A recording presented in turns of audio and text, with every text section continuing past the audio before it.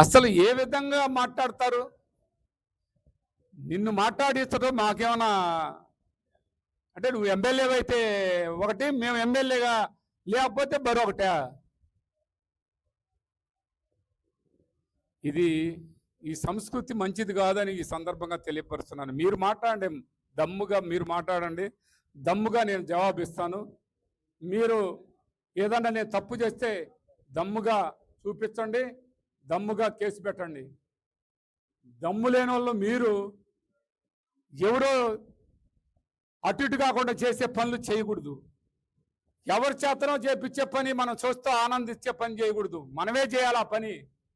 మీరు మాట్లాడండి ఆ మాట.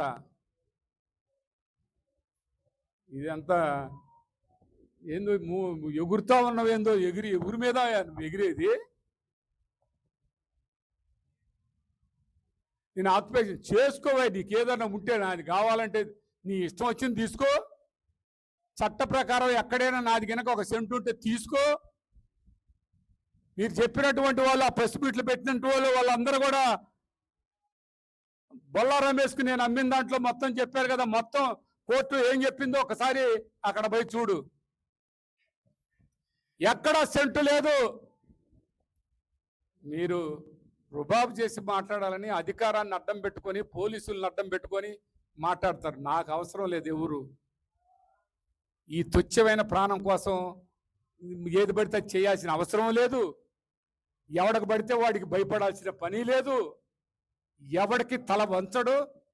తల వంచాల్సి వస్తే ఆ బ్రతుకే నాకు అవసరం లేదని అంటాను. తల వంచే ప్రశ్నే లేదు. అది బ్రహ్మనాయుడు క్యారెక్టర్. వాడెవడో అటు ఇటుగా నోటి చేత మాట్లాడితే ఉపయోగం ఏముంది? నువ్వు మాట్లాడు. ప్రతి ఒక్కడు వాడు ఇష్టం వచ్చినట్టు మాట్లాడుతుంటే, నీ ఇష్టం వచ్చినట్టు మాట్లాడిస్తుంటే, మా వాళ్ళు మాట్లాడితే వాళ్ళని లోపలేస్తాం. ఇది ఎంతవరకు న్యాయమని అడుగుతున్నాను. ఆంజనేయులు గారు చెప్పండి. మీకు లేరా ఇంట్లో వాళ్ళు?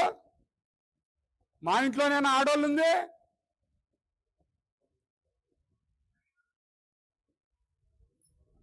ఏంటిది? నా పొలంలోకి వచ్చి రుబాబు చేపిస్తావు ఏంటది? వాస్తవాలని పక్కన పెట్టి ఇవాళ ఏదైతే కాంపౌండ్ ఉందో, ఏదైతే చర్చి ప్రాపర్టీస్ ఉన్నాయో, ఆ స్కూల్ పేరేంటండి? ఏబిఎం స్కూలు మొత్తం ఫ్లోర్ల మీద ఫ్లోర్లు కడుతుంటే ఈ కమిషనర్ అనే ఆయన సోద్యం చూస్తా ఉండరు. రేపొద్దున ఈ కమిషనర్ గారి మీద కోర్టులో వేస్తున్నాం. ఈ కమిషనర్ గారు ఏందో, అది ఎలా పర్మిషన్ ఇచ్చాడో, ఏ విధంగా పర్మిషన్ ఇచ్చాడో తేల్చాల్సిన అవసరం ఉందని కూడా ఈ సందర్భంగా తెలియపరుస్తున్నాను. మిస్టర్ కమిషనర్ గారు, మీరు ఎలా ఇచ్చారు ఏబిఎం బోర్డు ఆస్తులకి? అది కోర్టు వద్దన్న ప్లాన్ అప్రూవల్ నువ్వు ఎలా ఇస్తావు? లేకుండా కడితే నువ్వేం చేస్తున్నావు? కోర్టులో సమాధానం చెప్పాల్సి వస్తుంది. ఏం వదిలిపెట్టాం. కమిషనర్ గారు, మీరు మా ఇల్లుంది గ్రామ కంటాలో ఉంది, దాంట్లో ఎక్కడి నుంచి మొదలు పెట్టుకుంటే పెట్రోల్ బంక్ దాకా, ఆ పెట్రోల్ బంక్ కాడ నుంచి అటు ఆ పెద్ద బజార్ కాడ నుంచి ఇది మొత్తం గ్రామ కట్టం అనే సర్వే నెంబరు. అందరూ కొనుక్కొని ఆ ఇల్లు కట్టుకున్నాయే. ఇదే మున్సిపాలిటీ కమిషనర్ గారు, మీరు చూడండి, మీ దాంట్లో నేను ఎంత కట్టానో చూడండి, చూసి సమాధానం చెప్పు. నేను ఇది తెలుగుదేశం పార్టీ అధికారంలో ఉన్నప్పుడే కట్టాను. కళ్యాణ మండపం మీద తీగలోనే ఉంటే పడేయండి. నాకు మండపం మీద ఎక్కడ తీగ అనేది లేదు. అబద్ధపు మాటలు మాట్లాడతారు. మేము మాట్లాడలేదనే ఇంకా మాట్లాడతాం. ఇంకేదో చేయండి. ఆ రెడీ, మేము దాడికి పోవడానికైనా, జైలుకి పోవడానికైనా, దేనికైనా మేము రెడీ. మాకు ఆ చట్టాల మీద నమ్మకం ఉంది. మేము చట్టపరంగా ఉంటాం, కానీ ఎక్కడ కూడా చట్టాన్ని ఉల్లంఘించే పరిస్థితి మా దగ్గర లేదన్న సంగతి మీరు గుర్తు చేసుకోవాల్సిన అవసరం ఉంది.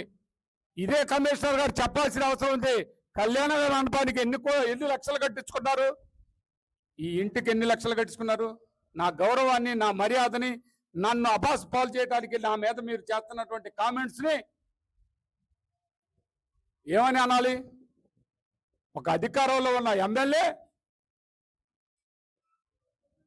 అధికారంలో ఉన్నటువంటి మీరు ఏది నోటికి వస్తే అది మాట్లాడతారా?